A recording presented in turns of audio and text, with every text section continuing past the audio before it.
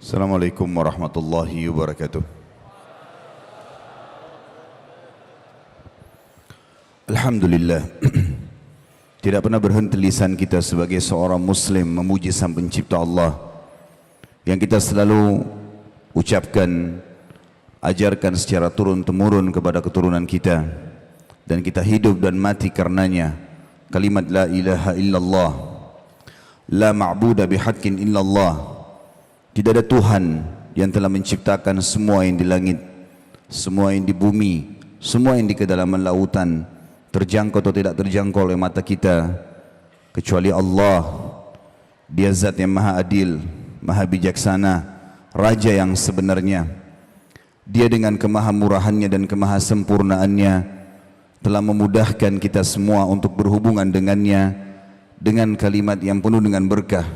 Alhamdulillah. Alhamdulillah ini akan menambah nikmat Allah yang kita butuhkan untuk roda kehidupan di muka bumi ini.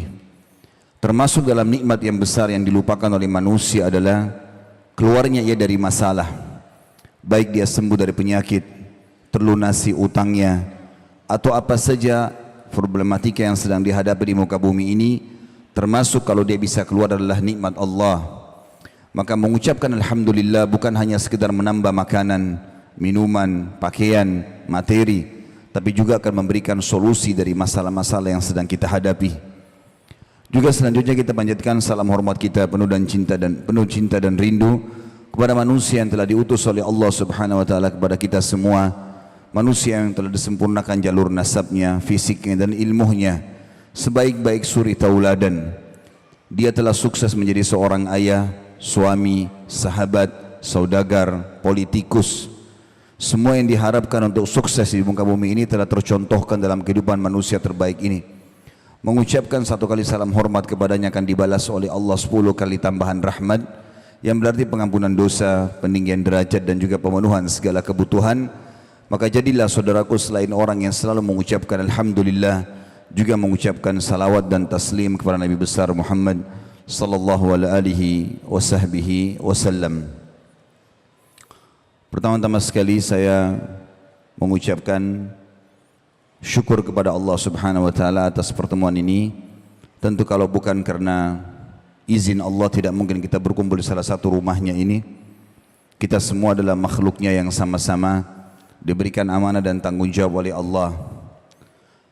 Yang kedua, saya sangat gembira adanya keinginan besar dari Bapak Bupati, Wakil Bupati dan seluruh jajaran pemerintahan Kota Goa ingin mengadakan acara tabligh akbar, dan ini tentu sangat baik karena agama kita memang berlandaskan ilmu. Dengan ilmu maka iman akan ada, dan dengan iman ada maka seseorang bisa berubah. Orang pemalas bisa jadi rajin, orang bodoh bisa jadi pintar, orang yang pelit bisa jadi dermawan. Berubah semuanya dengan keimanan. Lahirnya sosok-sosok emas di kota Madinah setelah mereka menghadiri majelis-majelis Nabi SAW. Mereka jadi tahu apa yang diinginkan dan diperintah oleh Sang Pencipta Allah, lalu mereka aplikasikan dalam kehidupan mereka. Maka dari kota kecil Madinah yang penghasilannya hanya kurma saja bisa menyebar ke seluruh pelosok muka bumi ini, dan akhirnya kita bisa merasakan kenikmatan Islam. Maka saya pribadi sangat mendukung acara-acara seperti ini, dan terima kasih jazakumullah khairan kepada jajaran pemerintahan terutama Bapak Bupati atas acara ini, dan semoga ini bisa berlanjut terus. Dan saya sangat yakin kalau kita berdayakan masjid, maka insya Allah apa yang diharapkan tersebarnya kebaikan di masyarakat akan terjadi.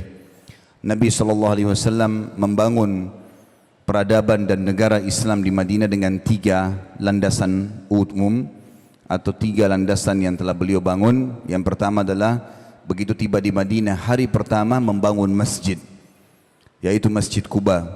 Beberapa hari kemudian beliau membangun Masjid Nabawi, sehingga yang paling pertama dibangun adalah tempat berkumpulnya manusia agar patuh dan tunduk kepada Allah, dan mereka mengabsen diri mereka sehari 5 kali, subuh, duhur, asar, maghrib, isya, melapor kepada Allah Subhanahu wa taala apa saja yang mereka telah lakukan. Kalau itu benar maka Allah akan berikan balasan, kalau itu salah maka mereka bisa memohon ampun untuk dimaafkan.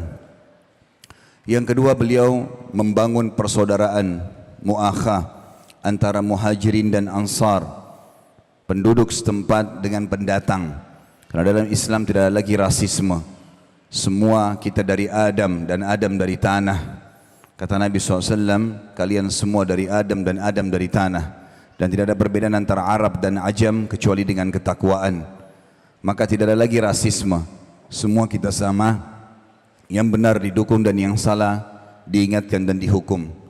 Kemudian yang ketiga, muahadah atau kesepakatan damai antara kaum muslimin dengan orang non-muslim. Tidak saling mengganggu, sama-sama membela kota Madinah. Dan tertulislah kesepakatan tersebut yang bisa dibaca sampai hari ini antara Nabi SAW dengan 3 suku Yahudi di Madinah, Qainuqa, Nadir dan Quraidah. Dan ini adalah landasan yang sangat baik.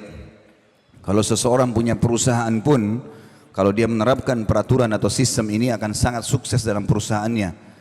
Begitu dia buka perusahaan, maka usahakan ada musola walaupun kecil. Kalau bisa ada masjid sangat bagus, sehingga semua pegawai bisa absen sholat 5 waktu. Dan Allah mengatakan inna sholata tanha anil fahsya'i wal munkar. Sholat pasti akan mencegah dari perbuatan keji dan mungkar. Bisa jadi baik orang-orang kalau hadir sholat.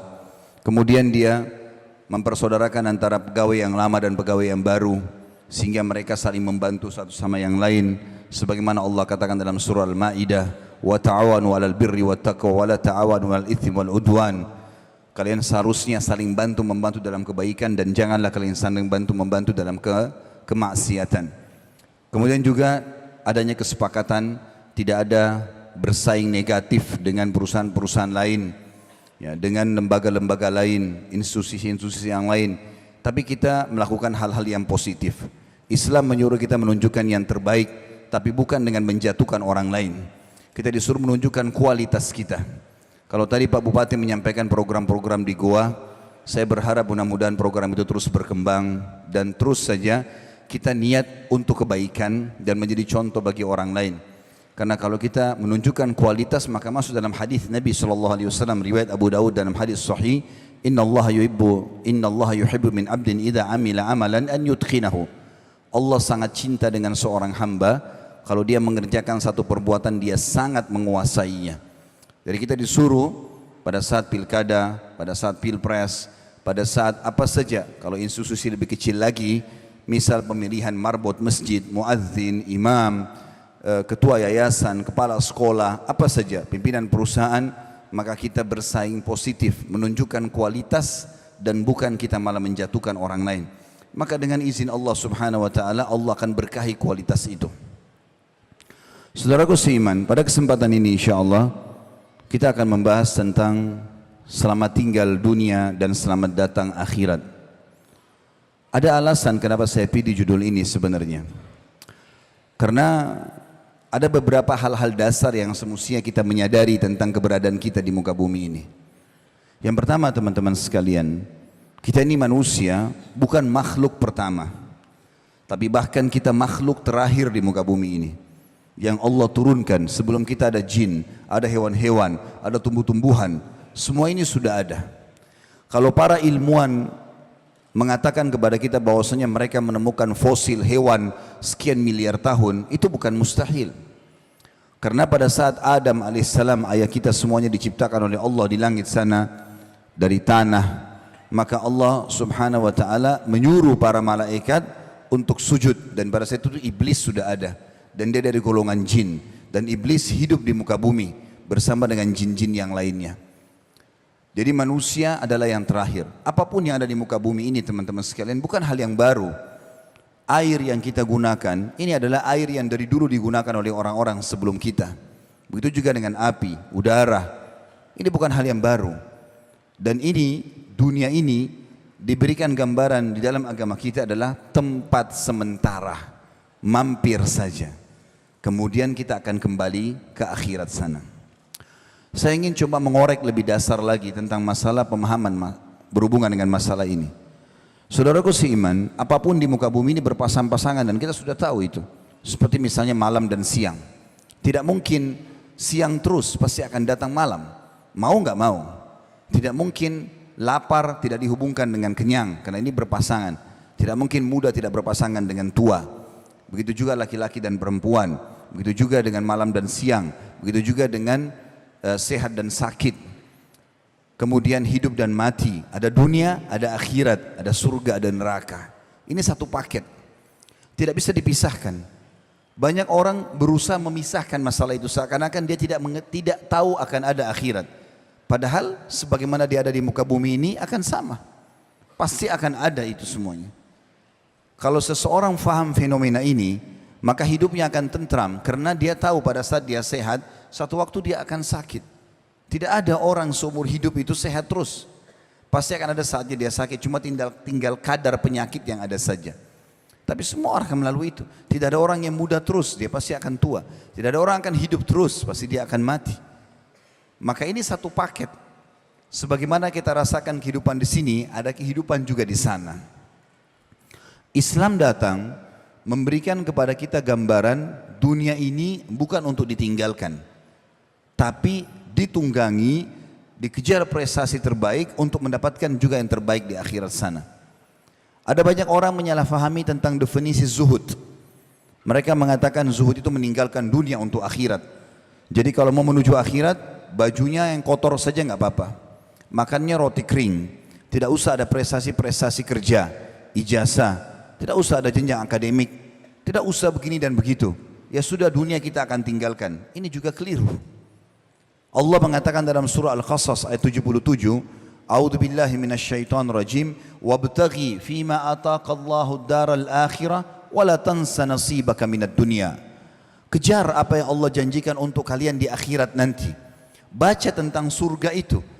Apa saja nama-nama pintunya, berapa banyak derajatnya, apa saja fasilitasnya, amal apa yang saya kerjakan supaya mencapai yang terbaik nanti di sana. Tapi Allah bilang, dan jangan lupakan bagianmu dari dunia. Kita juga di dunia disuruh berpenampilan yang baik, disuruh menjaga nama baik, disuruh mengejar harta yang baik, semuanya baik. Nabi SAW menggambarkan kepada kita, kalau beliau paling suka makan tharid, dan tharid adalah roti gandum yang dibubuhi di atasnya kuah yang ada dagingnya. Dan ini makanan yang baik. Nabi SAW gemar sekali memakan paha kambing. Kadang-kadang beliau memakan makanan yang ada kalau lagi tidak ada makanan yang baik.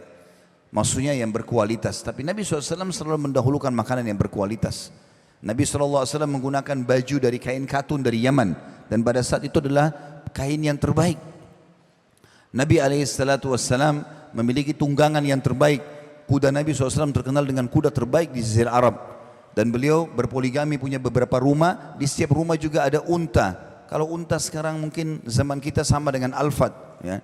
Setiap rumah juga ada kendaraannya. Setiap istri juga punya pembantu. Beliau menikmati masalah itu. Bahkan ada seorang sahabat yang hadir di depan beliau lalu penampilannya sangat kumuh. Maka Nabi SAW memberikan kepada dia sesuatu lalu sambil mengatakan kepada dia, ambillah ini dan perbaiki kehidupanmu. Dia mengatakan, ya Rasulullah, saya orang mampu. Kata Nabi SAW, kalau begitu mana bekasnya nikmat Allah pada dirimu? Allah tidak ingin kau kelihatan begini. Penampilan yang rapi lah. Ada seseorang masuk ke masjid, rambutnya berantakan. Lalu Nabi SAW mengatakan kepada para sahabat, suruh orang ini keluar dulu, sisir rambutnya dengan rapi, baru dia masuk ke dalam masjid. Kita disuruh menjaga, teman-teman, ada istilah dalam makanan dan minuman kita, halalan thayyiba. Halal yang dibolehkan, thayyib yang berkualitas. Dan harus partner, nggak bisa enggak. Ayam misalnya halal, tapi kalau dia sudah rusak, tidak thayyib lagi, nggak boleh dimakan. Harus ini berkualitas. Kita selalu disuruh seperti itu. Dan kita kenal dalam agama kita ada namanya afdaliyah, yang lebih baik lagi. Semua kita disuruh kejar itu. Kita disuruh tamak terhadap rahmat Allah. Kalau kita sudah diberikan kesehatan, kita disuruh tamak, minta kepada Allah agar kesehatan itu ditambahkan. Kita sudah diberikan keturunan, minta diberikan tambahan keturunan, minta diberkahi. Dan meminta sesuatu nikmat agar ditambah lebih afdal di sisi Allah dibandingkan kalau musibah sudah datang baru kemudian kita minta jalan keluar. Kalau Bapak Ibu yang hadir di sini, rahimani rahimakumullah, lagi sehat, masya Allah, makanan minuman di rumah ada, pekerjaan ada, keluarga tenang, tidak ada masalah, maka lebih afdal Anda mengatakan, ya Allah, pertahankan ini atau tambahkan atau berkahi, dibandingkan kita sudah punya masalah baru mengatakan, ya Allah berikan saya jalan keluar. Tetap lebih afdal Allah menginginkan kita tamak terhadap rahmatnya. Bahkan orang yang tidak berdoa kepada Allah, tidak memohon, tidak tamak terhadap rahmatnya, Allah marah padanya. Di dalam hadis riwayat Tirmidzi, kata Nabi SAW, Inna Allah man lam yad'u Allah yaghdab alaih. Siapa yang tidak berdoa, tidak merengek, tidak mohon kepada Allah, Allah justru murka padanya. Sampai seorang penyair Arab mengatakan, jangan kau minta sama manusia, karena kalau kau minta padanya, dia akan marah. Sekali, dua kali, tiga kali mungkin dia masih memberi, kali empat, lima kali dia akan marah. Tapi mintalah kepada zat Allah yang kalau kau tidak minta justru dia marah. Allah menyuruh kita kejar yang terbaik, disuruh menjaga nama baik, disuruh mencari harta yang baik. Islam tidak pernah membatasi harta di muka bumi ini. Boleh menjadi orang yang paling kaya. Abu Bakar, Abdurrahman bin Auf, Uthman bin Affan bersaing dalam perdagangan mereka, tapi hal yang positif.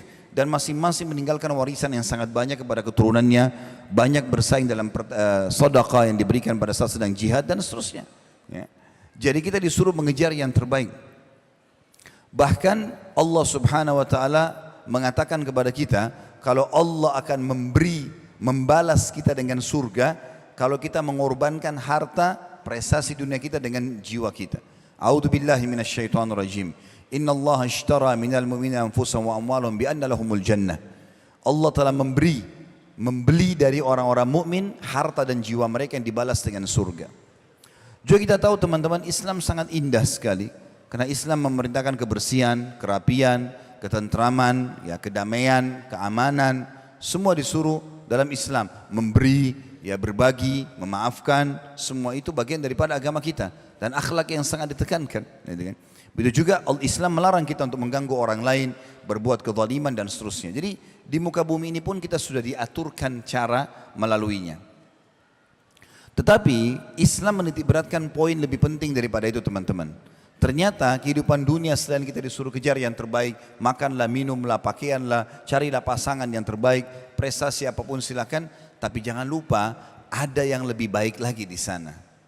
Ini yang kita ingin titik beratkan, adanya kehidupan akhirat yang terbaik. Dan apa yang kita pupuk di sini kita akan panen di sana.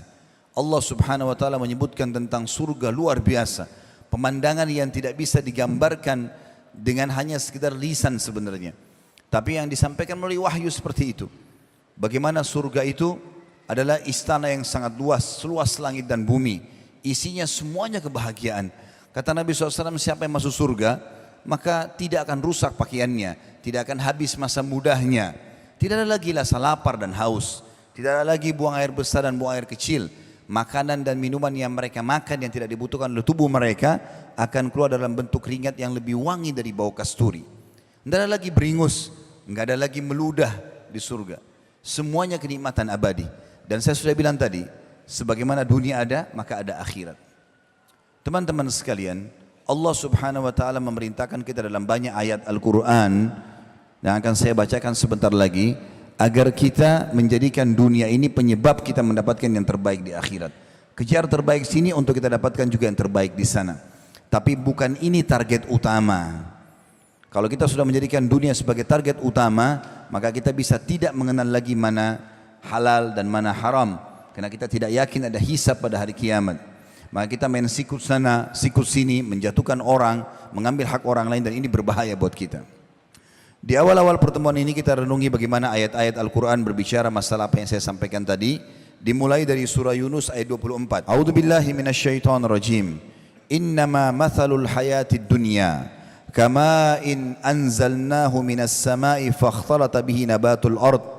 فاختلط به نبات الأرض مما يأكل الناس والأنعام حتى إذا أخذت الأرض زخرفها وزينت وظن أهلها أنهم قادرون عليها أتاها أمرنا ليلا أو نهارا فجعلناها حصيدا كأن لم تغن بالأمس كذلك نفصل الآيات لقوم يتفكرون. Sesungguhnya perumpamaan kehidupan dunia ini adalah seperti air hujan yang kami turunkan dari langit. Lalu tanam-tanaman di bumi ini tumbuh dengan subur disebabkan air itu. Di antaranya ada yang dimakan oleh manusia dan binatang ternak. Hingga apabila bumi itu telah sempurna keindahannya dan memakai semua perhiasannya, maksudnya pohon-pohonnya telah hijau, buah-buahnya sudah keluar dan mau matang, orang-orang akan panen, dan pemilik-pemiliknya mengira bahwasanya mereka pasti menguasainya, bisa panen hasil-hasilnya. tiba-tiba datanglah kepadanya azab kami di waktu malam atau siang. Lalu kami jadikan tanaman-tanaman laksana tanam tanaman yang sudah disabit, seakan-akan belum pernah tumbuh kemarin. Demikianlah kami menjelaskan tanda-tanda kekuasaan kami kepada orang-orang yang mau berfikir. Dari ayat ini Allah subhanahu wa ta'ala ingin menekankan kepada kita bahwasanya dunia kalian akan lalui dan tinggalkan. Ya, sebesar apapun upaya-upaya yang sudah kita lakukan di muka bumi ini, kita akan tutup nanti dengan kematian. Dan kita akan menuju ke akhirat. Perumpamannya seperti air hujan yang turun dari langit lalu tumbuh tumbuhan kemudian banyak berbuah dan kita ingin ambil hasil panennya, tapi ternyata Allah SWT datangkan bencananya lalu kemudian hilanglah semua itu. Artinya kehidupan dunia ini akan sirna. Sebesar apapun rumah yang kita kejar, ya, sebesar apapun ya, mobil atau sebanyak apapun kendaraan, harta, rumah yang kita miliki, toh juga kita akan tinggalkan. Maka beruntung sekali orang yang memahami masalah ini sehingga mereka menunggangi itu untuk kehidupan akhiratnya. Artinya bagaimana dia menghubungkan antara apa yang dia dapatkan dunia ini untuk dikejar yang terbaik di akhirat sana. Berapa banyak orang kalau kerabatnya datang dari kampung kemudian datang bertamu ke rumahnya, dia tidak pernah ingin meminjamkan kendaraannya misalnya, karena berpikir ya sudahlah ada kendaraan umum pergi saja. Dia tidak berpikir untuk mencari pahala yang bisa dia panen di akhirat dari kendaraan dan kerabat yang sedang datang. Atau dan banyak sekali contoh yang berhubungan dengan masalah ini. Juga Allah subhanahu wa ta'ala memberikan perumpamaan yang lain dalam surah Al-Kahfi ayat 45. A'udzu billahi minasyaitonir rajim. Wadrib lahum mathalal hayatid dunya kama in anzalnahu minas sama'i fakhtalata bihi nabatul ardi fa asbaha shiman tadruhu riyah. Wa kana Allah ala kulli syai'in muqtadira. Dan berilah perumpamaan kepada mereka manusia, kehidupan dunia ini seperti air hujan yang kami turunkan dari langit, maka tumbuh-tumbuhan di muka bumi menjadi subur karenanya, kemudian tumbuh-tumbuhan itu menjadi kering yang diterbangkan oleh angin, dan Allah Maha Kuasa atas segala sesuatunya. Dan cukup banyak ayat-ayat Al-Quran yang berhubungan dengan masalah ini yang menjelaskan tentang masalah akhirat atau masalah dunia. Saya ingin mempertemukan itu semua teman-teman sekalian dengan bagaimana Nabi SAW menggambarkan kepada kita tentang dunia dan akhirat ini. Ada sebuah kejadian di zaman Nabi SAW, beliau pernah melewatin pasar satu hari, kemudian Jabir bin Abdullah radhiyallahu anhu sahabat menggambarkan perjalanan Nabi itu. Beliau mengatakan, anna Rasulullah sallallahu alaihi wasallam marra bis-suqi dakhilan min ba'dil aliyah wan nasu kanafatuhu famarra bi jadhin asakku mayyitin fatanawalahu fa akhadha bi udunihi thumma qala. Bahwasanya Rasulullah SAW pernah melewati sebuah pasar di Madinah, kemudian beliau masuk dari daerah tingginya Madinah atau aliyah, sedangkan orang-orang berada di sekitarnya, lalu beliau melewati seekor anak kambing yang pendek kupingnya. Ya, karena ini berarti tidak sempurna dan sudah menjadi bangkai. Lalu beliau mengambilnya dan memegang telinganya, kemudian beliau bersabda, qala ayyukum yuhibbu anna hadha lahu bidirham. Siapakah yang mau membeli ini dengan 1 dirham saja? Faqalu, maka para sahabat menjawab, ma nuhibbu annahu lana bi syai'in wa ma nasna'u bihi. Kami sama sekali tidak ingin itu wahai utusan Allah, dan apa yang kami ingin lakukan dengan anak kambing yang kecil, kemudian kupingnya juga kecil dan sobek serta sudah jadi bangkai. Qala atuhibbuna annahu lakum, mau enggak saya kasih cuma-cuma? Kata Nabi SAW. Qalu wallahi law kana hayyan kana aiban fihi. Demi Allah ya Rasulullah, kalau seandainya kambing ini masih hidup, sungguh ada aib padanya. Li'annahu asak fa kaifa wa huwa mayyit, karena kupingnya kecil dan sudah sobek, maka bagaimana kalau sudah jadi bangkai? Faqal, maka Nabi SAW berkata, dan ini pesan yang Nabi ingin sampaikan, fa wallahi lad dunya ahwanu 'ala Allahi min hadza 'alaikum. Ketahuilah bahwasanya dunia lebih hina ya di sisinya Allah, dunia itu dibandingkan bangkai ini di pandangan kalian. Dunia ini teman-teman kita jadikan sebagai penyebab kita untuk mendapatkan yang terbaik di akhirat. Dan ketahuilah yang di akhirat jauh lebih baik, jauh lebih sempurna. Allah menyebutkan dalam banyak ayatnya, di sebagaimana surah kita sering baca dalam surah Al-A'la, a'udzu billahi minasyaitonir rajim, bal tu'thiruna al-hayatad dunya wal akhiratu khairun wa abqa. Sayangnya kata Allah, kalian sibuk dengan kehidupan dunia kalian dan kalian lupa ada akhirat yang jauh lebih baik dan lebih kekal. Teman-teman sekalian, juga dalam hadis yang lain Nabi SAW mengingatkan kepada kita, wallahi mad dunya fil akhirati illa mithlu ma yaj'ala ahadikum isba'ahu hadhihi wa asyara Yahya bisabbaba fil yammi falyandur bima tarja'.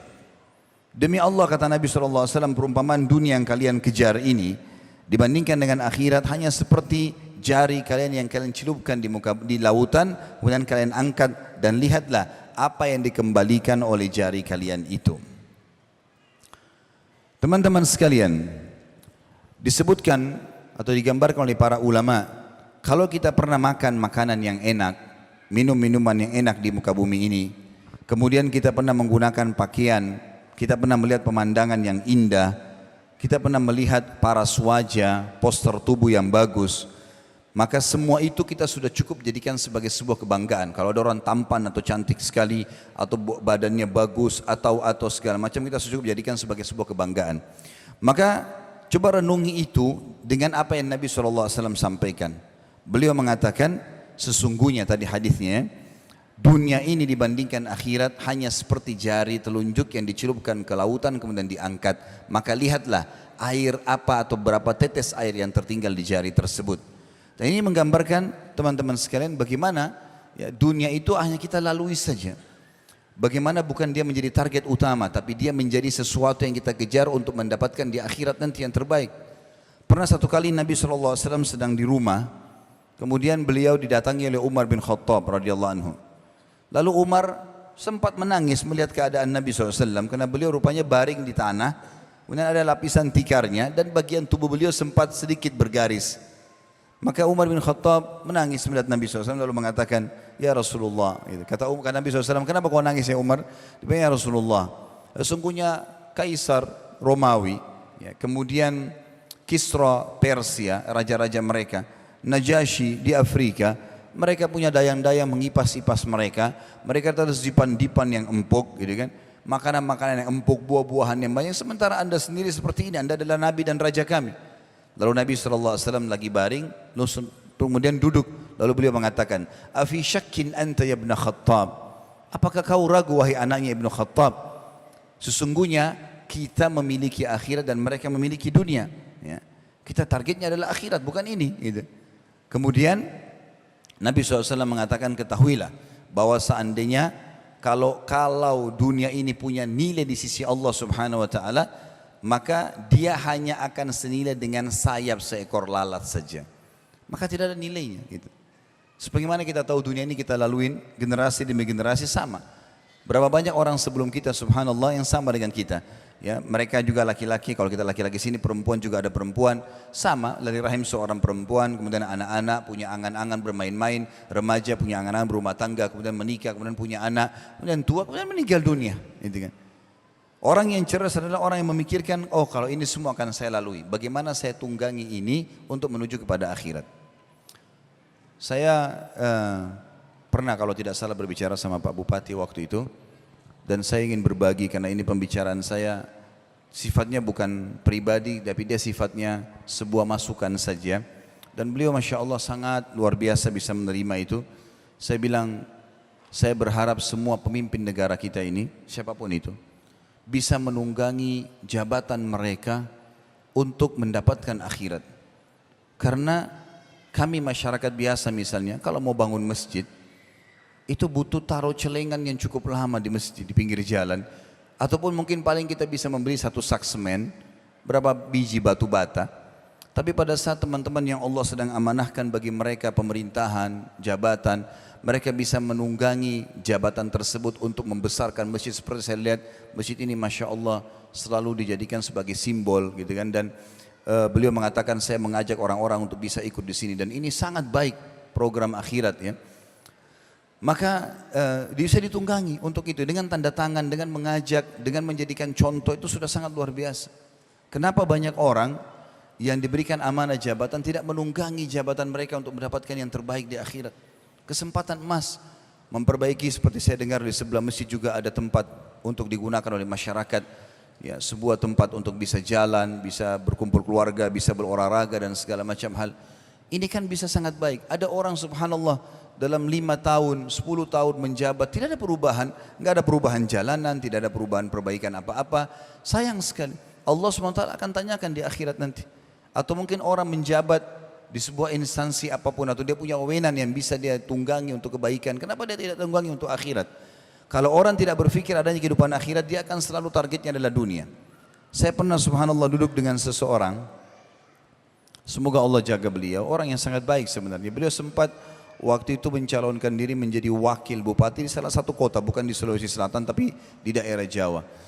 Kemudian saya sempat tanya sama dia, saya bilang, Pak, saya ingin bertanya, karena saya juga sering menghadapi masyarakat, saya jadikan kadang-kadang pengalaman dalam berdiskusi atau berbicara untuk menjadi bahan ceramah.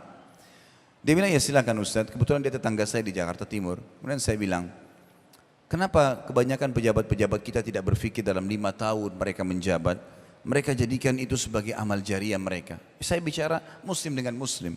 Maka pada saat itu saya bilang, kenapa tidak berpikir dalam 5 tahun itu bisa ya untuk mendapatkan sesuatu yang baik di akhirat sana.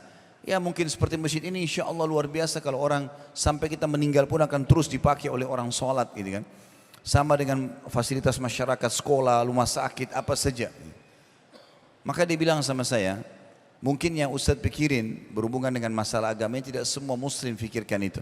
Kalau saya bicara dengan alam saya, maka saya menganggap kalau saya menjabat 2,5 tahun pertama, saya berpikir untuk mengembalikan semua apa yang pernah saya keluarkan. Kemudian 2,5 tahun ke depan, saya berpikir untuk kampanye yang baru. Sehingga tidak pernah berpikir untuk menjadikan ini sebagai amal jariah. Maka saya bilang itu sayang sekali. Bagaimana seorang muslim semestinya bisa menunggangi itu demi untuk kebaikan-kebaikan dia pribadi dan juga untuk masyarakat. InsyaAllah nanti setelah sholat isya kita akan lanjutkan lagi dengan beberapa contoh dan hadis-hadis Nabi SAW. Subhanakallahumma bihamdika, asyhadu an la ilaha illa anta astaghfiruka wa atubu ilaik. Wassalamualaikum warahmatullahi wabarakatuh. Assalamualaikum warahmatullahi wabarakatuh. Alhamdulillah wassalatu wassalamu ala rasulillah. Segala puji bagi Allah Subhanahu wa taala, juga salawat dan taslim kepada Nabi besar Muhammad sallallahu alaihi wasallam. Pada saat baginda Nabi sallallahu alaihi wasallam akan meninggal dunia dan beliau lagi sakit keras, maka beliau keluar karena mendengar beberapa sahabatnya menangis terisak-isak, khawatir kalau beliau meninggal dunia. Maka beliau pun keluar, kemudian naik di atas mimbar semampu beliau. Setelah memuji Allah Subhanahu wa taala dan bersalawat untuk diri beliau sallallahu alaihi wasallam, maka beliau mengatakan, wahai sekalian manusia, fa inna mau'iduna haud. Wahai sekalian manusia, maknanya jangan kalian bersedih, karena pertemuan kita yang sebenarnya yang akan abadi itu bermula dari haudku nanti. Haud itu telaga beliau.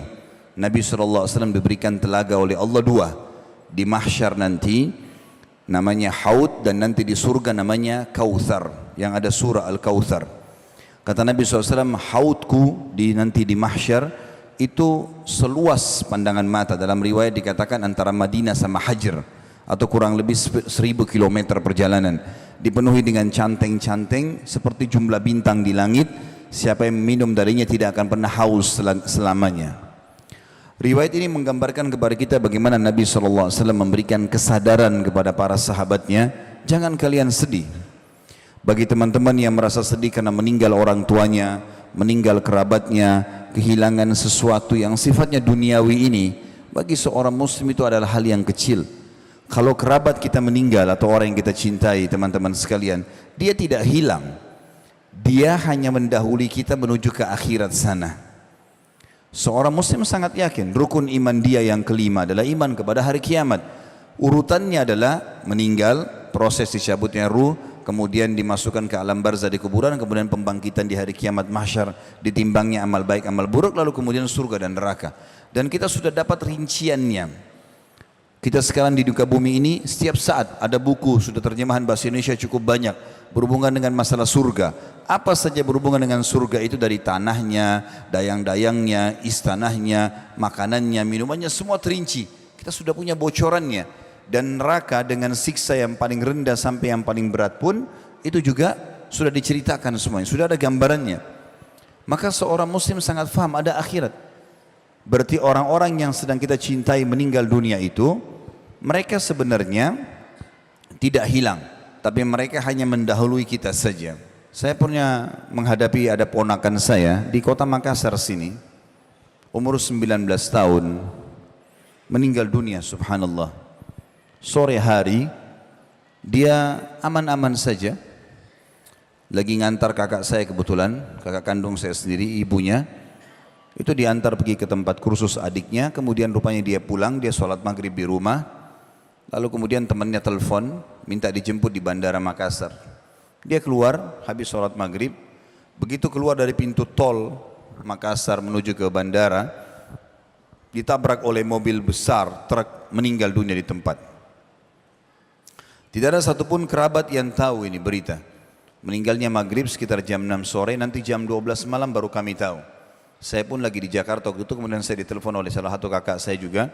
Kalau ponakan kita sudah meninggal, saya ambil pesawat pertama dari Jakarta, habis sholat subuh, ke Makassar.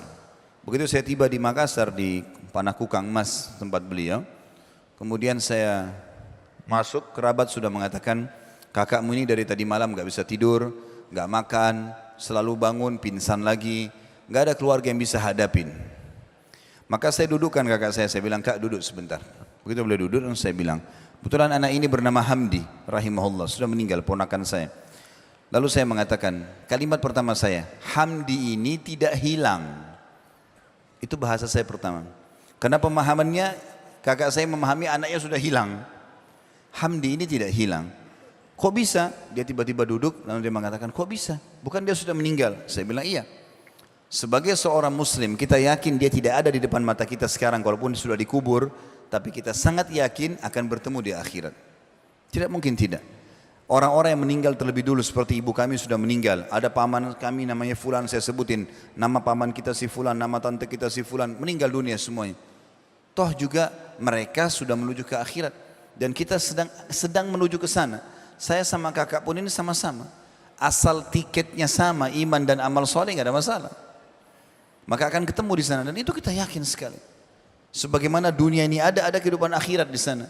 Terbaik kita kerjakan sini, kita akan panen di sana. Faman ya'mal mithqala dzarratin khairan yarah. Siapa yang buat seperti biji sawi dari kebaikan, yarahu, dia pasti akan diperlihatkan atau melihatnya. Wa man ya'mal mithqala dzarratin syarran yarah. Kalau diberhentikan bacanya yarah, tapi kalau dibaca langsung yarahu. Siapa yang berbuat seperti biji sawi dari keburukan, pasti dia akan temukan dan dilihat atau diperlihatkan kepadanya. Alhamdulillah setelah itu beliau jadi faham masalah ini. Juga teman-teman, itu bagi orang yang kehilangan kerabat, kalau ada kehilangan benda, materi, seseorang kalau yakin adanya kehidupan akhirat, jadi ringan buat dia.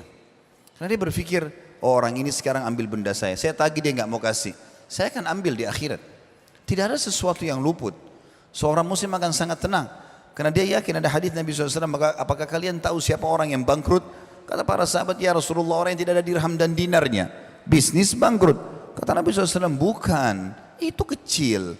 Yang bangkrut sebenarnya adalah yang datang pada hari kiamat membawa lengkap pahala solat, pahala puasa, pahala zakat, tapi ya dia datang dari satu sisi pernah mencaci maki orang ini, pernah memukul orang itu, pernah mengambil haknya orang yang ini, lalu mereka datang menuntut pada hari kiamat. Dan pada saat itu diberikanlah pahala-pahala dia kepada orang-orang yang menuntut ini. Kalau habis pahalanya, sudah dibayar-bayarin utang dia, gitu kan, kesalahan-kesalahan dia selama dunia tidak sempat dia minta maaf, maka akan diganti, akan diberikan dosa-dosa orang-orang yang menuntut dibebankan kepada dia.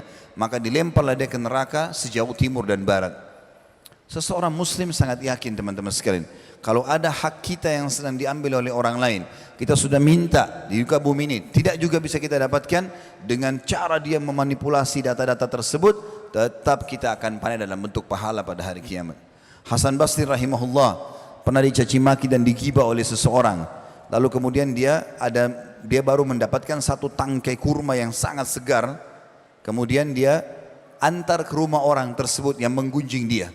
Dia antar ke rumahnya. Lalu kemudian dia mengatakan, ini balasan terhadap kau telah memberikan kepadaku pahalamu, maka aku ganti dengan kurma ini. Seorang mukmin tahu betul tentang ada kehidupan akhirat dan membuat dia tentram. Benda apapun luput tidak ada masalah. Terlebih lagi kalau kita fahami lebih jauh lagi, kalau ada sesuatu yang kita harapkan dan belum kita dapatkan berarti belum rezeki kita. Hasan Basri berkata rahimahullah tentang masalah kenapa anda bisa zuhud di dunia, bagaimana bisa anda ini selalu akhirat targetnya. Dia mengatakan karena saya sangat tahu kalau ya, Allah telah membagi rezeki dan tidak akan pernah rezekiku diambil oleh orang lain. Gak ada ceritanya orang lain makan kemudian itu berarti punya saya yang diambil sama dia. Memang sudah rezeki dia. Dan aku selalu senang karena aku taat dan aku selalu patuh. Karena aku tahu amal solehku tidak akan dikerjakan oleh orang lain, maka aku sibuk beramal soleh. Dan aku yakin Allah Tuhanku mengawasiku, maka aku tidak mau ya, bermasalah karena dia melihatku. Dan juga aku tahu kematian sedang menungguku, maka aku pun punya persiapan untuk menghadapinya. Nabi SAW juga mengingatkan kepada kita teman-teman, melalui dunia ini selain kita mengejar prestasi terbaik, boleh silakan cari rezeki halal, pasangan yang baik, keturunan yang banyak, coba kejar, tapi halal konsepnya. Juga kalau kita punya masalah-masalah sebelum menuju kepada kematian, selesaikan semuanya. Nabi SAW waktu sakit keras setelah turun dari mimbar tadi, dalam lanjutan riwayat beliau kemudian memegang tongkatnya sambil berkata kepada para sahabat, siapa yang pernah aku sakiti, maka ini tongkatku, silakan pukul badanku. Siapa yang merasa hartanya pernah aku ambil, ini hartaku, ambillah sesuka kalian. Apa maksudnya? Nabi SAW mengajarkan kepada kita, jangan kau tinggalkan dunia sementara kau punya musuh-musuh. Karena ada hisab hari kiamat, selalu ada hubungan dengan akhirat. Karena ini ada akhirat, hati-hati, ada di sana, ya, di mana kita akan dihisab. Kata Ali bin Abi Thalib radhiyallahu anhu, dunia telah pergi. Tiap hari kita berjalan ini, hidup lagi besok pagi, sudah makin berkurang umur kita. Dan akhirat sedang datang. Dan dua-duanya punya anak-anak. Maka jadilah diri kalian anak-anak akhirat. Ingatlah, di dunia amal tanpa hisab, tapi di akhirat hisab tanpa amal. Jadi selalu dihubungkan dengan masalah akhirat. Ingat, yang kau kerjakan sini akan kau tanggung jawabkan di sana nanti. Juga bagi teman-teman yang pernah putus asa dalam beramal, merasa dirinya, oh saya pernah buat dosa, maka saya merasa tidak mungkin Allah maafkan saya. Ini keliru. Rahmat Allah luas. Dalam sebuah hadis sahih riwayat Bukhari dikatakan, nanti akan didatangkan orang pada hari kiamat dihisab oleh Allah Subhanahu wa taala. Maka pada saat dipanggil namanya si fulan, majulah, maka dia menuju ke arsy-Nya Allah, akan dihisab oleh Allah Subhanahu wa taala. Maka mata semua menuju ke orang tersebut. Lalu Allah menutupinya dengan cahaya. Di dalam hadis dikatakan, lalu tidak kelihatanlah dia oleh orang-orang yang lain. Lalu Allah bertanya kepadanya, hai fulan, bukankah kau telah bermaksiat kepada aku di waktu ini? Dia mengatakan iya. Bukankah kau telah begini dan begitu? Dia mengatakan iya. Dia akui semuanya. Lalu dikatakan, apa yang kau harapkan dariku? Kata Allah kepada hambanya. Lalu hambanya mengatakan, aku berharap pada saat kau berdosa engkau memaafkan dan engkau menutupi aibku itu. Maka kata Allah SWT, ketahuilah aku telah memaafkan semua dosa-dosamu dan aku telah terima semua amal salihmu. Pergilah, ambil bukumu dengan tangan kananmu. Maka Allah SWT rahmatnya luas sekali. Dalam sebuah hadis sahih dikatakan, Allah Subhanahu, kata Nabi SAW, Allah menciptakan 100 rahmat, kasih sayang. Satu diturunkan di muka bumi ini, diantaranya adalah hewan-hewan yang mengangkat kakinya supaya anaknya tidak keinjak, gitu kan? Atau kasih sayang ibu kepada anaknya. Dan Allah masih menyimpannya 99 rahmat pada akhirat nanti. Ada lagi dihubungkan dengan masalah akhirat. Rahmat Allah luas sekali. Orang yang malas bekerja, motivasinya besar sekali dalam Islam. Kata Nabi SAW, di muka bumi ini tanam untuk akhirat. Beliau mengatakan kalau seandainya di tangan kalian ada bibit tanaman dan kalian tahu besok kiamat, tetap tancapkan untuk mengejar, nanti akan ada nilainya di akhirat. Abdullah bin Umar radhiyallahu anhu pada saat rambutnya sudah putih semua, alisnya putih, jenggotnya putih semuanya, sudah sangat tua, hampir 100 tahun umurnya.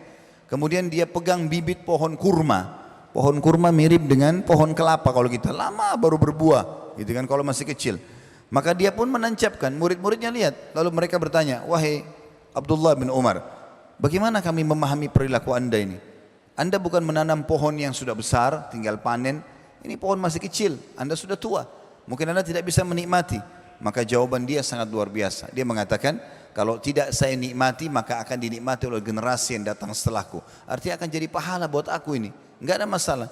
Jadi kalau motivasi seseorang akhirat, dunia ini akan dia lalui dengan sangat mudah, ringan bagi dia. Karena dia tahu di sana ada hisabnya. Dia akan terima semua amal yang dia kerjakan.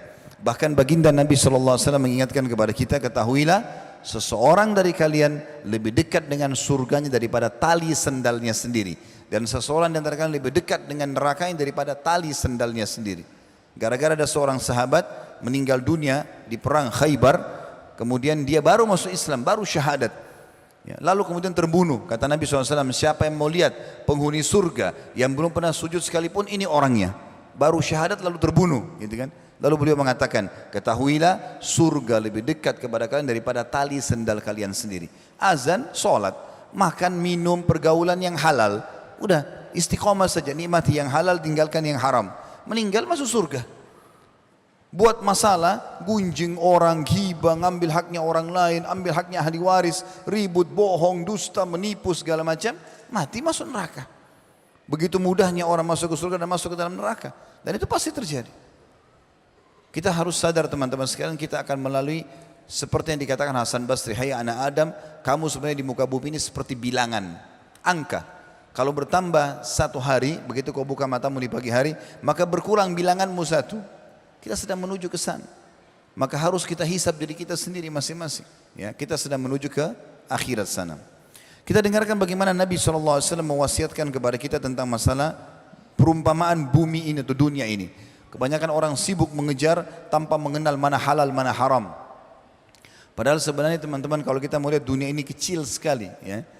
Kalau kita lagi naik pesawat, mobil-mobil yang mewah pun yang biasanya kita bangga-bangga di sebelahnya, kalau sudah di atas pesawat kelihatannya seperti gentong-gentong kecil, gitu kan.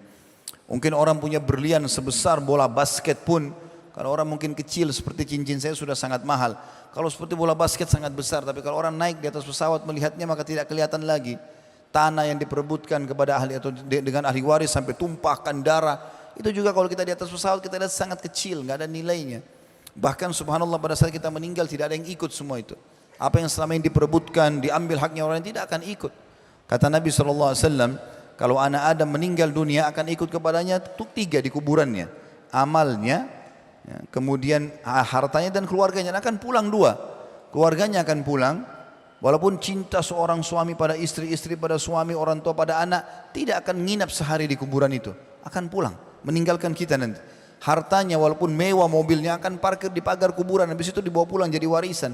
Yang tinggal bersama kita amal. Lihat bagaimana Islam datang memotivasi, ada akhirat, kejar di sana.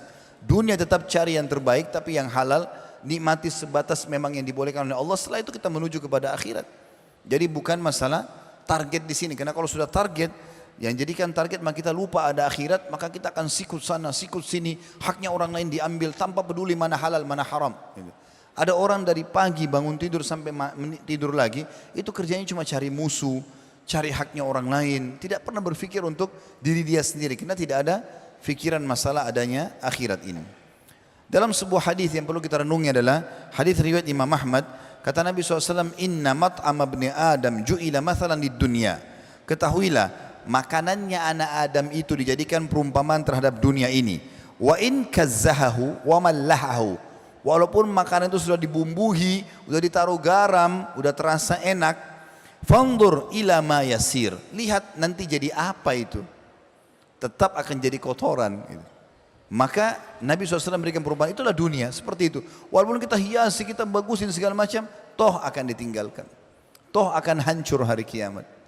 Bukankah kejadian yang terjadi, semoga Allah angkat permasalahan teman-teman kita di Lombok, di Palu, di beberapa wilayah di Indonesia, jadi pelajaran bagaimana mudahnya kalau Allah Subhanahu wa taala murka dengan hamba-hambanya. Ya, tiba-tiba orang tidak sadar di pinggir jalan datang tsunami, orang lagi di rumahnya datang lumpur dari bawah tanah. Allah Subhanahu wa taala perlihatkan itu. Dan orang yang menganggap ini bukan peringatan dari Allah, kebodohan ini. Pasti ada sesuatu yang bermasalah ini. Karena Allah Subhanahu wa taala tidak akan mungkin membinasakan satu kaum tanpa ada pelanggaran yang massal gitu. Kita tentu berharap agar Allah Subhanahu wa taala mengangkat permasalahan mereka. Kita juga membantu apa yang kita bantu, karena orang yang tidak sedang tertimpa harus dia harus punya solidaritas yang tinggi di situ. Bantu, doakan segala macam. Tapi orang yang sedang tertimpa harus dijadikan sebagai bahan muhasabah. Bagaimana satu pelataran rumah sekian banyak tenggelam di tanah, orang-orangnya sama rumahnya semuanya hilang. Ini pelajaran yang luar biasa gitu. Bagaimana mudahnya kalau Allah SWT ingin mematikan seseorang, menghukum, dan itu jangan kita tunggu. Fenomena ini sudah cukup menjadi pelajaran buat kita semua. Dan Allah mengatakan dalam surah Hud, surah nomor 11 ayat 117, selalu saya ngiang-ngiangkan ayat ini. A'udzubillahi minasyaitonirrajim. Inna wa ma kana rabbuka liyuhlikal qura bidzulmin wa ahluha muslihun. Allah tidak akan binasakan satu negeri sementara penduduknya berbuat kebaikan. Kapan pemimpinnya baik, masyarakatnya baik, bertakwa kepada Allah seperti di program misalnya di Goa ini, itu sangat bagus. Ketakwaan dibangun di atas ketakwaan, patuh pada Allah, nikmati yang halal, tinggalkan yang haram, selesai. Apalagi memang dasarnya yang halal ini lebih banyak daripada yang haram. Ini selalu saya ingatkan. Kalau Allah haramkan babi, Allah gantikan sapi, kambing, ayam, kelinci, semua hewan di air. Jadi yang haram itu selalu sedikit, nggak banyak. Allah haramkan khamr, nggak boleh minum minuman keras, tapi Allah ganti dengan sirup, madu, air putih, banyak yang lain. Kalau Allah berikan kita hawa nafsu, mau makan daging, kemudian Allah haramkan semua daging, wajar orang melanggar. Ini enggak, dikasih kok silahkan, gitu kan? Makan silahkan, minum silahkan, tapi yang ini ya, yang haram itu cuma sebagai cobaan saja. Kalau ada yang bertanya, lalu kenapa Allah ciptakan babi Ustaz? Untuk apa? Itu Allah haramkan, karena manusia suka bertanya. Nanti kalau Allah haramkan babi, Allah enggak ciptakan, nanti dia tanya lagi, ya Allah kau haramkan babi tapi saya tidak tahu mukanya bagaimana. Kan gitu. Maka Allah bilang ini loh babi, bahasa Indonesianya babi, bahasa Inggrisnya ini, bahasa Arabnya ini, jangan dimakan ya, haram. Ini yang lain. Jadi banyak gantinya. Lalu untuk apa teman-teman sekalian? Juga dalam hadis yang lain disebutkan bahwasanya hadis ini hadis sahih riwayat Imam Ahmad, anna Dahhak bin Sufyan radhiyallahu anhu anna Rasulullah SAW qala lahu, bahwasanya Dahhak bin Sufyan radhiyallahu anhu berkata, Nabi SAW telah bersabda kepadanya, ya Dahhak, ma ta'amuk, wahai Dahhak, makananmu apa? Qala ya Rasulullah, al-lahm wal laban, yang rutin saya makan daging sama minum susu. Qala thumma yasiru ila madza, kemudian setelah itu jadi apa makananmu dan susumu tadi itu? Qala ila ma qad alimta, tentu terjadi apa yang sudah anda ketahui ya Rasulullah. Maksudnya adabnya dia tidak mau bilang jadi kotoran, karena di hadapan baginda Nabi SAW, maka dia katakan akan menjadi apa yang anda tahu. Maksudnya jadi kotoran, daging akan jadi kotoran, susu juga akan jadi kencing gitu kan. Qala fa inna Allah ta'ala daraba ma yakhruju min ibni Adam mathalan di dunia. Ketahuilah Allah memberikan perumpamaan dunia ini ya bagi anak Adam seperti yang keluar dari kotorannya tadi, atau seperti keluar dari makanannya tadi. Di dalam riwayat Imam Muslim yang lain kata baginda Nabi SAW, yaqulul abd mali mali, banyak sekali hamba mengatakan hartaku hartaku, tanpa dia berfikir dari mana sumbernya. Innama lahu min malihi thalath, padahal hartanya cuma berfungsi 3. Ma akala fa'afna, apa yang dia makan lalu kemudian jadi hilang, jadi kotoran atau energi. Au labisa fa'abla, atau dia pakai kemudian akan rusak juga bajunya. Au a'ta faktana, atau dia sedekahkan maka itu akan bermanfaat buat dia. Wa ma siwa dzalika fa huwa dzahibun wa tarikun linnas, dan selain daripada itu akan menjadi bagian pemiliknya atau dimiliki oleh manusia. Dalam riwayat yang lain, Nabi SAW menggambarkan kepada kita, sekali lagi kita boleh makan makanan yang baik, pakaian yang bagus, punya pekerjaan, jabatan yang terbaik, seorang mukmin menjaga namanya, ya, mengejar yang terbaik semua, tapi bukan dunia menjadi target utama. Bagaimana dia jadikan akhirat selalu targetnya. Dalam sebuah riwayat yang sahih, Nabi SAW bersabda, riwayat Imam Bukhari, kun fid dunya ka'annaka gharibun aw abirun sabil, aw abiru sabil.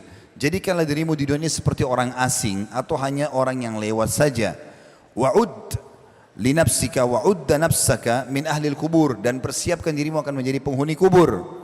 Wa kana Ibnu Umar radhiyallahu anhu yaqul, dalam selanjutnya riwayat ya, Ibnu Umar menanggapi riwayat Nabi SAW dan berkata, idza amsayta fala tantadirus sabah, kalau kau tiba pada sore hari jangan tunggu pagi hari, karena enggak ada jaminan kau masih hidup besok. Wa idza asbahta fala tantadirul masa, dan kalau kau tiba pagi hari jangan tunggu sore hari, karena tidak ada jaminan kau bisa hidup.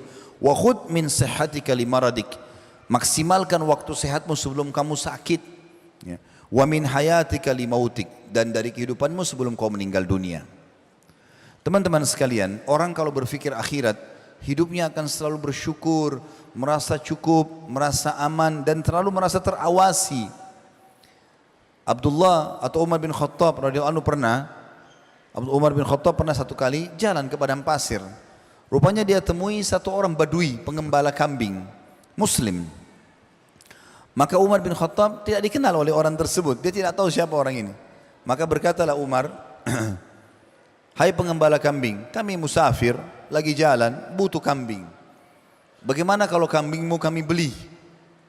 Maka kata pengembala kambing tersebut, wahai saudaraku, aku hanya pengembala, ini kambing bukan punyaku, ada pemiliknya, saya cuma diamanahkan saja. Lalu Umar bin Khattab ingin memancing, ini orang ilmu imannya sampai enggak, beriman enggak tentang akhirat nih. Kata Umar, begini saja, kau jual kepada kami, uangnya kamu ambil, nanti kau bilang sama tuanmu dimakan oleh serigala atau hilang, selesai. Tiba-tiba orang tersebut, pengembala kambing ini menangis terisak-isak sampai tidak bisa jawab. Kata Umar, kenapa kau menangis? Jelaskan. Dia nangis terus sampai sudah tenang, baru dia mengatakan, wahai saudaraku, andai saja ya, pemilik gembala ini tidak tahu bagaimana Tuhannya pemilik gembala itu, maksudnya Allah SWT, maka Umar ikut menangis. Bagaimana orang di padang pasir, pengembala kambing, orang miskin, bisa karena akhirat terkontrol, tidak mau menjual sembarangan yang bukan milik dia. Maka keesokan harinya Umar bin Khattab pun mengirim uang untuk membebaskan budak tersebut. Bagaimana akhirat ini teman-teman mendorong orang untuk menjadi lebih berprestasi, lebih bersosial. Kalau orang targetnya dunia, nggak ada sosialnya. Selalu pikirannya kalau cuma dunia, saya dapat apa manfaat dari orang ini. Setiap orang minta pertolongan, yang paling pertama bayar berapa, tujuannya apa, saya bisa dapat manfaat apa. Tidak, bukan itu. Orang kalau berpikiran akhirat, target utamanya ini kesempatan orang mau minta tolong, maka saya akan dapat pahala dari dia. Itu target utama. Maka berbeda, orang akhirat beda targetnya dengan dunia, gitu kan? Dalam sebuah kisah dikatakan Umar bin Khattab radhiyallahu anhu pernah keluar di malam hari, jalan-jalan. Dia sampai di pinggir kota Madinah. Rupanya di situ ada satu Arab Badui. Dia lewat, orang Arab Badui ini orang padang pasir biasanya pindah-pindah tempat, tinggal di kemah. Dia lewat di situ, kemudian kebetulan Umar lewat dan dia lagi tancapin tali kemahnya. Dia tidak tahu siapa Umar ini, karena malam-malam gelap. Maka Umar pun memberikan salam kepada dia, Assalamualaikum warahmatullahi wabarakatuh. Dia jawab, Waalaikumsalam. Kata Umar, siapa kamu ini? Dia bilang, saya musafir, seorang badui, tinggal di padang pasir, dan sekarang sudah malam, saya ingin istirahat. Lalu kemudian tiba-tiba Umar dengar dari dalam kemah ada suara ibu, seorang perempuan, lagi seperti orang merintih kesakitan.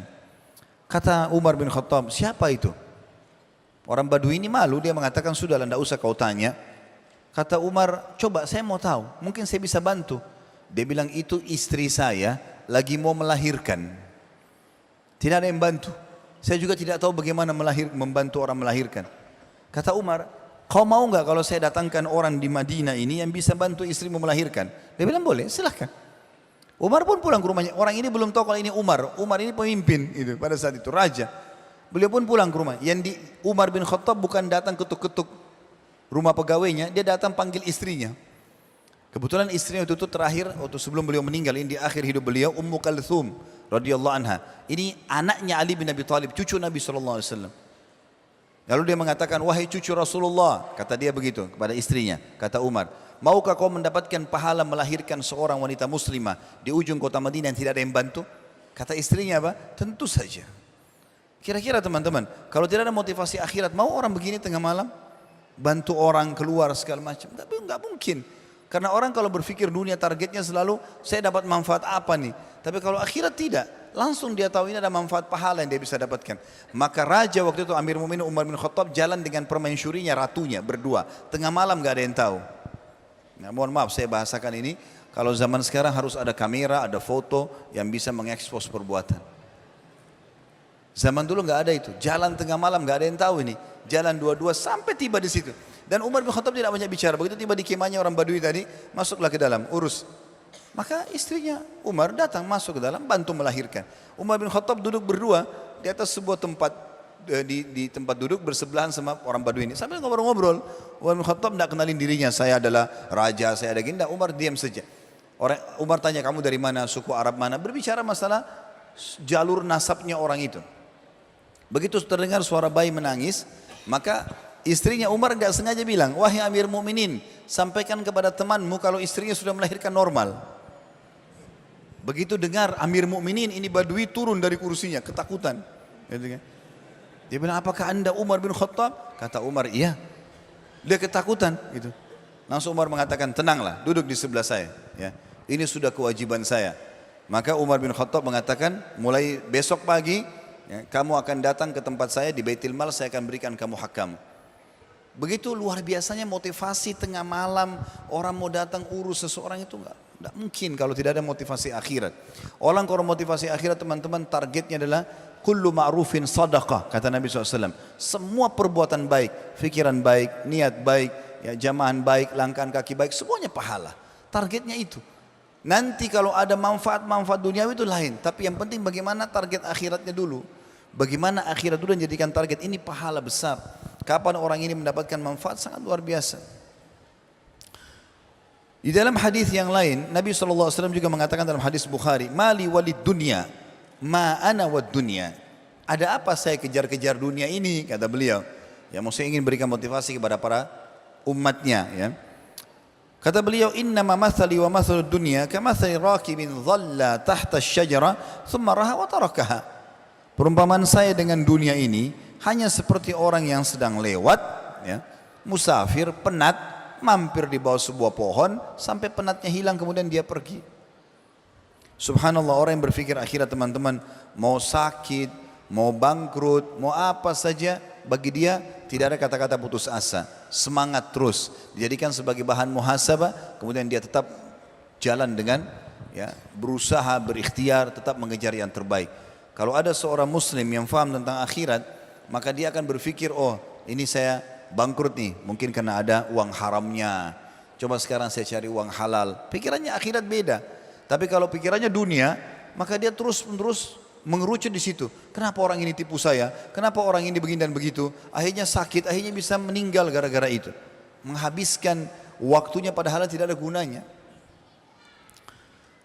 Di dalam hadis qudsi yang mulia, Allah Subhanahu wa taala memberikan gambaran kepada kita bagaimana supaya kita jadi orang kaya dan merasa puas. Dalam sini, dalam arti kata kaya di sini teman-teman, kaya yang dipenuhi dengan perasaan merasa cukup. Karena kalau kita mau ikuti dunia ini tidak akan selesai-selesai. Kita punya satu mobil, kita pengen dua mobil punya 10 mobil, pengen terus menerus tidak selesai-selesai. Maka kata kuncinya, hadis qudsi, Nabi SAW bersabda, Allah berfirman, ya ibna Adam, tafarraq li ibadati, amla sadraka ginan, wa asuddu faqrak. Wahai anak Adam, kata Nabi SAW, Allah berfirman, wahai anak Adam, lowongkan waktumu untuk beribadah kepadaku. Azan, hayya ala salat, hayya ala falah, salat. Ada waktunya puasa, puasa. Waktunya baca Quran, baca Quran. Silaturahim keluarga, bakti orang tua, bantu sesama dan seterusnya. Ya. Maka aku akan penuhkan dadamu dengan kekayaan. Selalu merasa semua ini cukup bagi dia. Dan aku akan menutup semua sifat atau kemiskinanmu. Wa illa taf'al, kalau kau tidak lakukan itu, tidak ada waktu untuk ibadah, maka mala'tu yadaika syughla, aku akan padatkan kedua tanganmu dengan kegiatan-kegiatan yang membuat kau sibuk, tidak selesai-selesai. Walam asuddu faqrak, dan aku tidak akan pernah menutup kemiskinanmu. Di dalam hadis yang lain, mirip dengan ini hadis riwayat Ahmad juga dan hadis Ibnu Majah, kata Nabi SAW, man kanatid dunya hammuhu atau hammahu farraqallahu alaihi amrah. Barang siapa yang dunia saja targetnya, tidak ada urusan akhirat. Tadi saya kasih contohnya, selalu kalau ada orang minta tolong, saya dapat manfaat apa, saya dibayar berapa, tidak ada urusan akhiratnya. Dunia saja, maka Allah akan memecah belah perkara-perkara hidupnya. Jadi akan banyak kesibukan yang tidak selesai semuanya. Ini enggak selesai, itu enggak selesai, ini enggak selesai. Wa ja'ala faqrahu baina ainai, dan Allah akan berikan kemiskinan di depan matanya, selalu enggak cukup. Biar badannya sehat, kendaraannya sudah ada, istrinya sudah ada, suaminya ada, anak tetap kurang. Maka Allah jadikan kemiskinan di depan matanya. Walam ya'tihi minad dunya illa ma kutibalah, dan tidak ada yang sampai kepadanya dari dunia kecuali apa yang sudah dicatatkan untuknya.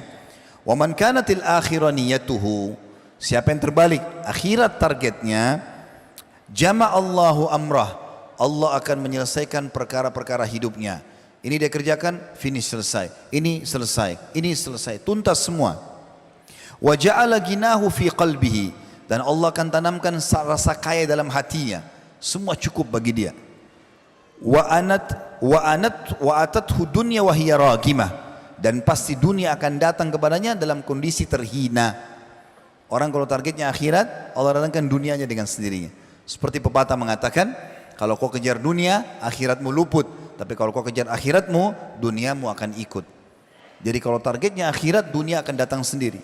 Tapi kalau targetnya dunia, akhiratnya akan hilang. Kemudian dalam hadis yang lain,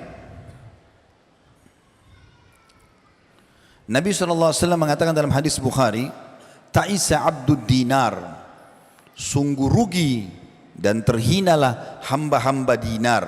Ta'isa abdud dirham, sungguh rugi dan terhinalah hamba-hamba dirham. Ya, ada orang subhanallah apa saja bisa dibeli dengan uang. Tidak ada lagi agamanya, keluarganya, semua tidak ada nilainya bagi dia, yang penting uang. Kata Nabi SAW, terhina. Ta'isa abdul khamisa wa ta'isa abdul khamilah. Ya, ini juga penghinaan bagi orang-orang yang mengejar pakaian, harta-harta benda. In u'tiya radhi, kalau dia dibalas atas perbuatannya dia ridho. Wa illam yu'ta sakhit, kalau tidak dibalas maka dia marah. Ta'isa wantakas, sungguh rugi dan binasalah dia. Wa idha shika falantaqash, dan kalau dia tertusuk oleh duri, maka semoga dia tidak bisa menyelamatkan dirinya. Tuba lil abd, sungguh sangat beruntung seorang hamba, akhadha bi'inani farasihi fi sabilillah, orang yang pada saat ada kesempatan berjihad, dia mengambil tali kekangan kudanya lalu dia pergi berperang. Ash'athu ra'suhu, rambutnya penuh dengan debu, mukbarra kadamah, telapak kakinya penuh dengan debu-debu. In kana fil hirasati kana fil hirasa, kalau disuruh berjaga-jaga di perbatasan dia berjaga-jaga. Wa in kana fis saqati kana fis saqa, kalau disuruh di belakang pasukan dia juga tetap di belakang pasukan. Wa idza sta'dzana lam yu'dzan lahu, kalau dia minta izin banyak orang tidak izinkan. Wa idza syafa'a lam yushfa, dan kalau dia berikan rekomendasi maka tidak akan diterima rekomendasinya. Artinya di sini Nabi SAW ingin menitikberatkan, ada orang-orang kadang-kadang teman-teman yang kita anggap orang itu tidak ada gunanya, tidak ada manfaatnya, ya orangnya mungkin tidak punya suara, padahal sebenarnya di sisi Allah Subhanahu wa taala sangat baik.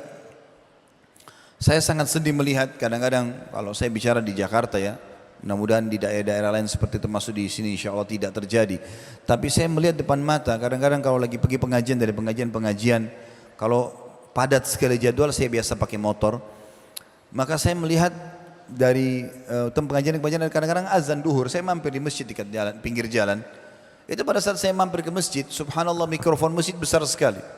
Mobil-mobil mewah lewat sebelah masjid, gak ada yang mampir. Mercy, Alphard semua lewat, tidak ada yang mampir. Muslim, ya, tidak mampir. Yang mampir subhanallah penjual gorengan, penjual bakso. Subhanallah.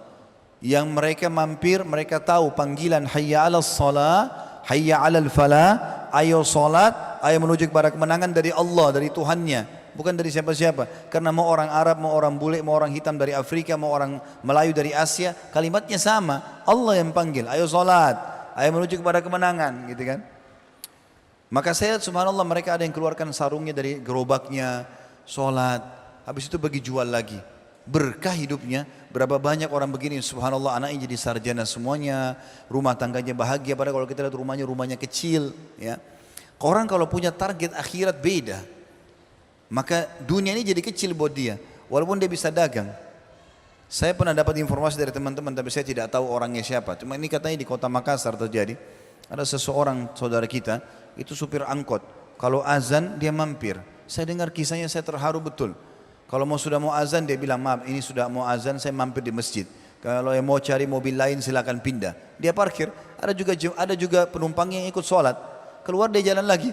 Ya, kalau waktu sholat saja, ada juga yang pindah mobil lain tidak disuruh bayar sama dia. Tapi subhanallah nggak pernah kosong mobilnya. Allah kasih keberkahan. Kalau pikirannya akhirat beda teman-teman sekalian dengan orang pikirannya dunia. Karena kalau orang pikirannya dunia selalu targetnya dapat manfaat apa nih. Jadi seakan-akan tidak ada kegiatan sosial sama sekali. Nabi SAW juga dalam hadis Bukhari memberikan gambaran kepada kita supaya kita bisa lalui dunia. Tetap kejar terbaik dunia tapi jangan lupa akhirat target utama. Kata Nabi SAW, unduru ila man huwa asfala minkum. Supaya kalian bahagia, lihat selalu orang yang di bawah kalian. Wala tanduru ila man huwa fawqakum, dan jangan lihat orang yang di atas kalian. Fa inna ajdaru alla tazdaru ni'matallahi alaikum. Karena itu akan membuat kalian bisa tidak memungkiri nikmat Allah, tidak memungkiri nikmat Allah. Artinya kalian akan bersyukur. Dan Nabi SAW juga mengatakan dalam hadis yang mirip dengan ini tapi lebih luas lagi, hadis Bukhari disebutkan dalam Adabul Mufrad, man asbaha minkum aminan fi sirbih. Ketahuilah, siapa di antara kalian yang bangun di pagi hari dirinya sehat, mu'afan, jiwanya sehat, ya, jiwanya aman, aman jiwanya, mu'afan fi jasadi, sehat badannya, indahu qutu yaumi, dia punya makanan untuk hari itu, faka'annama hizat lahu dunya, maka seperti dunia semua telah datang kepadanya. Teman-teman sekalian, terlalu banyak kisah para kaum salafus saleh yang luar biasa. Abdullah bin Mubarak rahimahullah itu terkenal sekali. Dia kejar dunia, dia berprestasi, punya kekayaan, dia juga belajar agama sampai dia menjadi ulama dan menjadi saudagar yang kaya. Tapi apa yang terjadi teman-teman? Hartanya habis tiap hari sedekah, tiap hari dihabiskan, gitu kan? Bagaimana dia membantu orang lain? Dia pernah menghajikan satu kota dia, gara-gara dia mau haji diiklanin. Kemudian orang-orang pada daftar semuanya, saya mau haji, tapi bukan daftar resmi, bayar ke dia, tidak. Dia kasih syarat begini, Allahu alam, ini akan ada enggak orang begini sampai hari kiamat. Saya kalau renungi kisah ini, bagaimana bisa ya, luar biasa bisa akhirat ini mendongkrak orang jadi seperti ini. Dia kaya raya, uangnya semua dikumpulin sama dia, terus kemudian dia sudah siapkan semua kuda-kuda, sekian banyak, sekian ribu kuda disiapkan sama dia. Terus di setiap kuda itu ada perlengkapan-perlengkapan, makanan, ya semua perlengkapan orang safar lah, ya. Kemudian setelah dia siapin semuanya, dia target kira-kira satu kota ini berapa banyak orang. Dibeli kuda sebanyak itu sama dia. Memang orang yang kaya raya di Irak. Setelah itu dia iklanin, saya mau pergi haji, siapa yang mau ikut silakan. Orang-orang tahu karena dia ulama besar, orang datang sama dia. Pikirannya pasti bisa dipandu dalam ibadah haji ini. Mereka datang lalu mereka bilang, kami mau bayar berapa ya Abdullah? Kata Abdullah, ada syaratnya kalau kalian mau haji sama saya. Apa itu? Jangan bicara bayaran dulu. Dia nggak bilang gratis. Kalau dia bilang gratis maka orang tidak mau. Jangan bicara dulu harga dengan saya, dia bilang. Kalian ikut sama saya dengan syarat. Kalian naik di kuda-kuda saya ini, makan makanan yang ada, ikut sama saya. Nanti kita hitung-hitungan. Maka orang berpikir karena bukan gratis, nanti bayar, orang ikut semuanya. Kuda-kudanya penuh dengan jemaah haji, dia pergi. Orang makan, orang minum. Pas tiba di Mekah, mereka bilang, kami sudah tiba di Mekah nih. Waktu itu perjalanan lumayan. 3 pekan, hampir 1 bulan perjalanan naik kuda. Tiba di Mekah, mereka bilang, hai Abdullah, kami mau bayar sekarang. Ya. Kata dia, sebentar dulu, kita masih mau haji, makanan masih banyak. Sudahlah, selesai haji baru kita hitung-hitungan. Kemudian, hitung-hitunganlah. Jalanlah haji tersebut. Makan, minum, segala macam. Waktu selesai sudah haji, 1 paket, rupanya dia sudah persiapkan banyak makanan. Dia punya uang banyak, emas-emas dibawa sama dia, dibeliin makanan-makanan di Mekah untuk perlengkapan pulang. Begitu mau pulang mereka bilang lagi, satu kota ini mengatakan, kami mau bayar nih. Kata dia masih ada makanan, nanti di Irak kita hitung-hitungan. Maka jemaah haji semua pada ikut pulang, begitu pulang di Irak mereka mengatakan, kami sekarang sudah selesai haji mau bayar. Kata dia, Allah sudah bayarkan buat kalian. Kita subhanallah kadang-kadang orang mau berangkat haji, mau utang aja kita susah pinjamin. Apalagi mau hajikan orang gitu. Kadang-kadang orang yang datang mau pinjam uang kita berat untuk memberikan. Atau orang yang jelas-jelas butuh bantuan kita mengatakan ini dan begitu, masih negosiasi sama syaitan. Syaitannya bilang itu masih muda, tidak usah dibantu. Oh iya ya masih muda, nggak usah. Padahal tugas kita kalau depan mata ada sesuatu, ada perintah agama, tugas kita eksekusi, bukan lagi negosiasi. Ya. Azan nih, sholat, ini sholat sudah waktunya sholat, tidak usah bilang masjid sana saja, ini sudah jelas sudah azan. Ada orang miskin minta, mau sehat kah, mau muda kah, pokoknya dia minta. Nabi SAW bilang kalau datang kepadamu orang yang minta, kasih, karena kau lebih mulia. Bukan saja negosiasi. Syaitan bisikin, tidak usah tuh masih muda. Kalaupun kita mau kasih pun, ada 100 ribu, ada 50 ribu, ada 10 ribu. Syaitan akan bisikin, 10 ribu aja. Dia iya kan, rugi sendiri sebenarnya. Ya. Bayangkan teman-teman, Sa'ad bin Ubadah radhiyallahu anhu, sahabat Nabi yang mulia, dengan anaknya Qais, terkenal dengan kedermawanannya, dengan faham sekali kalau menuju ke akhirat ini adalah target utama mereka. Dan subhanallah dengan itu tidak pernah miskin. Sedekah ini terus betul-betul menghidupkan mereka. Maka selalu tiap hari diiklanin di depan rumahnya dia, siapa yang butuh daging dan minyak, karena waktu itu kebutuhan mereka dasarnya itu, silakan datang ambil, siapa saja. Jadi dia sudah siapkan sekian banyak makanan dan minuman itu untuk dibagi-bagiin setiap hari. Sampai mereka mengatakan kami selalu, masyarakat Madinah mengatakan kami selalu sehat dan terpenuhi kebutuhan kami di sebelah rumah Sa'ad dan juga Qais, dua orang. Sampai pernah dia punya uang sekitar 10.000 dirham. Ya ini miliaran rupiah kalau sekarang ya. Ya kurang lebih hampir mungkin 3 miliar. Dia punya uang, lalu dia buat iklan. Siapa yang butuh utang silakan datang. Ada yang datang 4.000, ada yang datang 3.000, dipinjam sampai habis, gitu kan? Disedekahin, dipinjamin. Begitu tiba waktu pembayaran, mau dibayar kepada Qais ini, radhiyallahu anhu, sahabat Nabi yang mulia, beliau mengatakan kami tidak akan pernah menerima apa yang pernah kami keluarkan. Sudah selesai, nggak usah dibayar lagi. Ini luar biasa bagaimana mereka sampai pada tingkat itu ya, derajat itu karena berpikir akhirat, selalu akhirat. Aisyah radhiyallahu anha diberikan oleh Muawiyah bin Abi Sufyan radhiyallahu anhu pada saat jadi khalifah 8.000 dirham.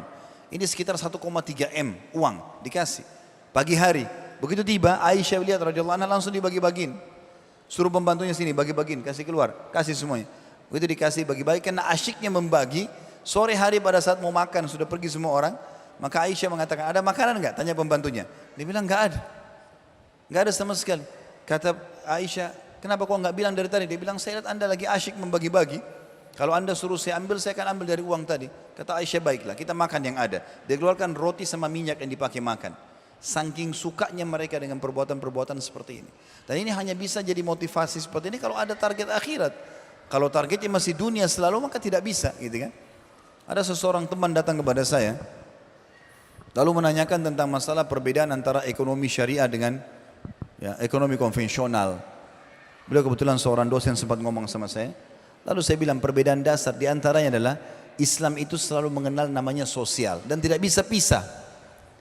Kalau sistem ekonomi konvensional itu targetnya bagaimana untung walaupun harus zalimi orang lain. Ya, sita barangnya orang lain, ambil ini dan itu tidak ada dalam Islam. Dalam Islam justru kalau kita tagih orang tidak bisa bayar, dimaafkan. Menjadi sedekah. Dalam sebuah hadis Bukhari saya jelaskan kepada beliau waktu itu dan saya sampaikan ke jamaah sekarang. Kata Nabi SAW akan datang seseorang hari kiamat. Dia datang dengan dosa yang banyak. Lalu kemudian dia lihat kayaknya dia masuk neraka nih. Lalu malaikat mengatakan coba ingat-ingat mungkin ada amal yang kau kerjain. Dia bilang enggak ada kecuali saya ingat waktu di dunia saya punya pegawai yang sering saya suruh tagih utang. Dan saya bilang kalau orang kaya tagih, kalau orang miskin maafin saja. Kata malaikat justru itu amalmu yang kamu tunggu. Ditaruh di timbangan amal semua dosanya terlempar. Masuk surga gara-gara itu. Berapa banyak orang tidak berpikir seperti ini teman-teman. Targetnya adalah bagaimana ambil haknya orang lain atau ambil hak dia, tidak mau ada kerugian kalaupun bisnis, maunya semuanya targetnya dunia. Tapi orang kalau berpikir akhirat beda. Dia berpikir bagaimana membawa amal-amalnya Allahu a'lam menuju ke sana. Semoga kita bisa ambil pelajaran dari apa yang saya sampaikan ini dan menjadikan kita orang-orang yang betul-betul bisa menikmati dunia, tetapi menjadikan dunia ini sebagai tunggangan untuk menuju ke akhirat sana. Kejar yang terbaik dari dunia ini tapi untuk akhirat, dan cukupkan dengan yang halal saja karena itu yang dibolehkan oleh Allah SWT dan jauhi yang haram, maka insya Allah kita juga akan aman dengan sendirinya. Dan ingat teman-teman, di akhirat hisab tanpa ada amal, sementara di dunia amal tanpa hisab. Di sini kita bisa berbuat apa saja. Nabi SAW mengatakan dalam hadis yang sahih, Jibril mengatakan kepadaku, hai Muhammad, cintai siapa yang kau inginkan, kumpulkan harta yang kau suka, toh juga kau akan berpisah dengannya. Artinya akan menuju kepada akhirat. Seorang salafus saleh juga begitu, suka bersedekah, rutin sekali sedekah. Akhirnya teman-temannya bilang, apa yang kau dapatkan? Kami selama ini suka menabung, hanya kami dapat tabungan. Kamu tidak ada, walaupun semuanya sukses dalam bisnis. Yang sedekah ini sukses, yang juga tidak sedekah juga sukses, sama-sama maju. Tapi yang ini punya tabungan. Lalu kata dia, kau tidak sayang sama hartamu? Justru orang soleh ini mengatakan justru saya sayang dengan harta saya. Karena saya sayangnya sampai saya bawa menuju ke akhirat sana. Kalau kalian tidak, karena akan tinggalkan harta kalian di sini. Oleh itu teman-teman, sekali lagi saya ingatkan diri saya dan teman-teman sekalian, kalau punya masalah di muka bumi ini, maka selesaikan sekarang. Ingat sabda Nabi SAW, terutama pada manusia ya. Kata Nabi SAW, ada dosa kezaliman yang Allah tidak maafkan kalau orang meninggal tidak sempat taubat, yaitu syirik, menyekutukan Allah. Ya. Kemudian ada kezaliman yang Allah masih bisa maafkan, antara dosa seorang hamba dengan Tuhannya, seperti orang berzina, orang mungkin tidak sholat, kemudian dia tobat sama Allah, Allah maafkan. Tapi ada ya kezaliman yang Allah tidak akan biarkan sama sekali sampai masing-masing saling menuntut, yaitu kesalahan atau pelanggaran antara hamba dengan hamba yang lain. Jadi kalau teman-teman punya masalah dengan orang siapapun, malam ini sebelum pulang atau sebelum tidur selesaikan semuanya. Minta sama Allah petunjuk, jangan bawa ke akhirat, berbahaya. Hisabnya berat, dibalas dengan pahala di sana. Kalau kita tidak cukup, maka akan diambil dosa-dosa mereka ditimpakan kepada kita. Mengingat akhirat ini sangat bermanfaat buat kita sebagaimana sudah saya jelaskan tadi. Allahu a'lam. Subhanakallahumma bihamdika asyhadu an la ilaha illa anta astaghfiruka wa atubu ilaik. Wassalamualaikum warahmatullahi wabarakatuh.